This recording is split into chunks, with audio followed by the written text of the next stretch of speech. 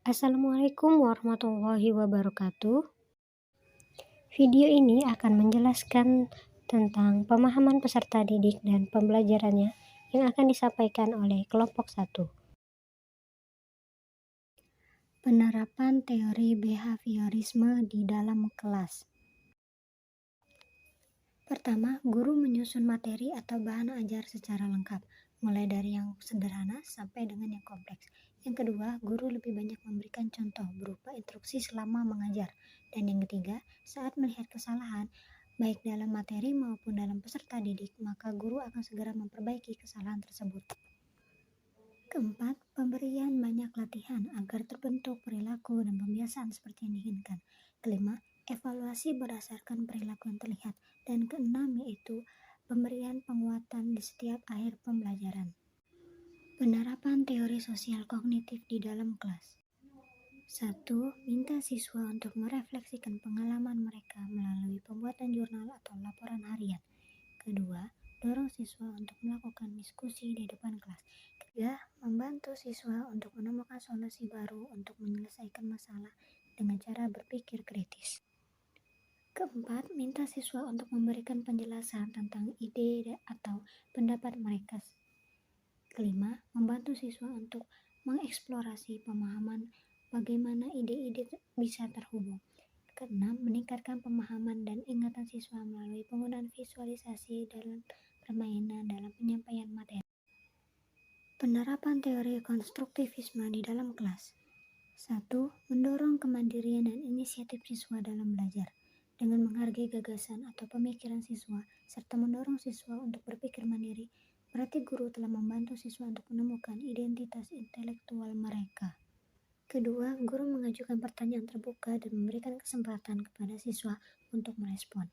Ketika guru mengajukan pertanyaan dan siswa berhasil untuk menjawab atau merespon, maka siswa mampu untuk membangun keberhasilan dalam melakukan penyelidikan atas informasi yang telah diterimanya. 3. Mendorong siswa untuk berpikir tingkat tinggi atau HOTS.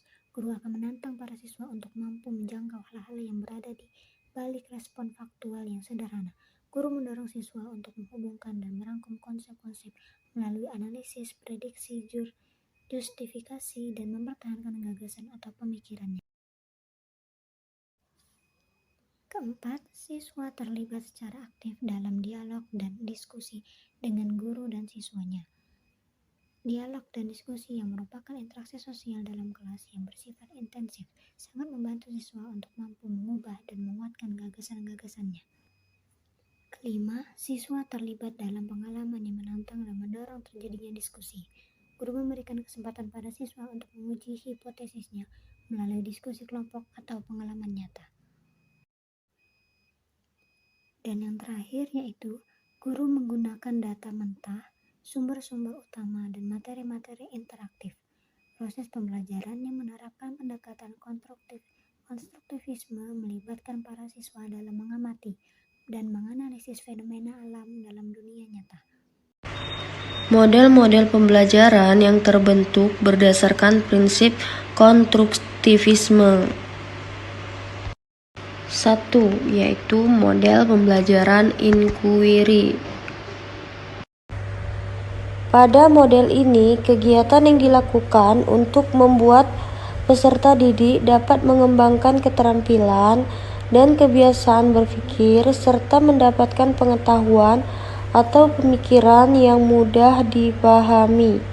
2. Model pembelajaran Jigsaw.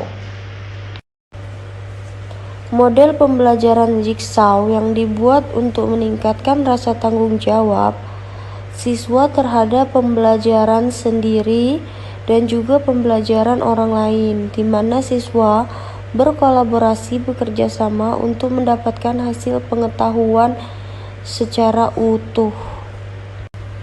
Model kooperatif scripting. Model pembelajaran kooperatif scripting adalah di mana kedua siswa saling berkolaborasi untuk memecahkan suatu masalah atau masukkan ide-ide baru ke dalam materi ajar yang diberikan oleh guru. Model investigasi kelompok. Pada model pembelajaran ini menuntut siswa belajar dalam kelompok, saling berkoordinasi untuk memecahkan masalah, di mana siswa melakukan penyelidikan pada topik yang dibuat untuk menemukan hasil atau memecahkan permasalahan pada topik yang dibahas tersebut. Rencana untuk meningkatkan motivasi belajar siswa, yaitu pada Tania, anak umur 7 tahun yang memiliki kemampuan rendah dan keinginan yang rendah untuk sukses. Di dalam upaya meningkatkan kemampuan Tania yang rendah, di mana Tania memerlukan bimbingan yang lebih dalam proses pembelajaran. Dalam proses pembelajaran tersebut, Tania diarahkan menjadi siswa yang aktif, seperti diberi pertanyaan di setiap proses pembelajaran, sehingga dilakukan kegiatan seperti itu terus-menerus dengan harapan agar dapat meningkatkan keinginan Tania untuk belajar dan menjadi sukses. Rencana motivasi untuk siswa. Samuel usia 10 tahun. Dia bekerja keras untuk menjaga harga dirinya pada tingkat yang tinggi, tetapi memiliki rasa takut gagal yang sangat kuat. Rencana 1. Beritahu anak bahwa Anda tidak mengharapkan mereka menjadi sempurna. Menang atau kalah, gagal atau tidak, itu bukanlah suatu masalah. Yang kedua, bantu anak-anak melihat dari kegagalan, motivasi mereka, dan latih mereka untuk berlatih lebih keras, belajar lebih lama, dan mencari solusi untuk sebuah masalah. 3. Dorong anak untuk melakukan hal-hal yang baru. Anak secara alami tertarik pada hobi yang diminati dan mereka akan mendapatkan prestasi. Jangan membatasi apa yang anak ingin lakukan, melainkan dukung dia untuk melakukan hal-hal yang diinginkannya. Keempat, puji anak-anak atas usaha dan keberanian mereka untuk mengatasi kemunduran atau kegagalannya. Dorong mereka untuk mencoba lagi jika mereka gagal pada kali pertama. 5. Menjadi teladan bagi anak dengan memberikan contoh sikap yang positif ketika Anda mengalami kegagalan. Rencana untuk meningkatkan motivasi Sandra yang ada di kelas adalah kita sebagai guru harus memahami dan mengenal terlebih dahulu karakter dan tingkah laku Sandra tersebut. Kemudian setelah mengetahuinya, maka perlu adanya pendekatan terhadap Sandra. Kemudian sebagai guru juga perlu adanya pencarian data tentang masalah, yaitu berkomunikasi dengan orang tua siswa dan wali kelas, lalu melakukan konsultasi secara pribadi terhadap Sandra. Maka diberikan arahan memberitahu Sandra bahwa sikap tersebut dapat merugikan dirinya sendiri dan orang lain, serta memberikan wawasan dan pentingnya sikap menghargai dan menghormati keterampilan orang lain. Kemudian guru memberikan motivasi terhadap Sandra bahwa semua orang dapat belajar dari pengalaman untuk mencapai perilaku serta cita-cita. Sedangkan untuk Robert, kita sebagai guru harus memahami karakteristik siswa tersebut. Lalu kita memahami masalah itu berasal dari internal atau eksternalnya.